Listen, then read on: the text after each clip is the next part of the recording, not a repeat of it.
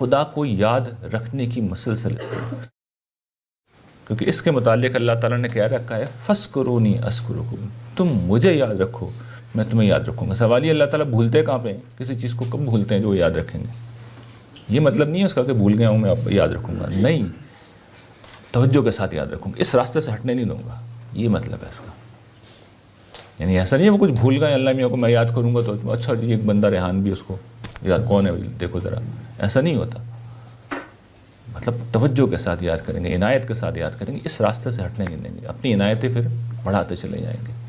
اور یہ ہو نہیں سکتا کہ جب تک انسان اپنی فکر کو خدا رخی نہ بنائے۔ آسمان و زمین کی نشانیوں میں ہر وقت آدمی اس چیز پہ نہ سوچ رہا ہو۔ اس کا سادہ ترین طریقہ تو وہ یہ جو حضور کی دعائیں ہیں، جو مختلف جو زندگی کے معمولات ہیں اس کے ساتھ حضور نے متعلق کر دیا، لیکن ذکر کثیر جو اصل میں مطلوب ہے وہ یہ کہ آدمی مستقل اسی حالت میں جی رہا ہو، تب کہیں جا کے آدمی اس قابل رہتا ہے۔ اور اسی لیے پھر ذکر کو جو بات کہی گئی ہے کہ وہ شیطان کے خلاف جو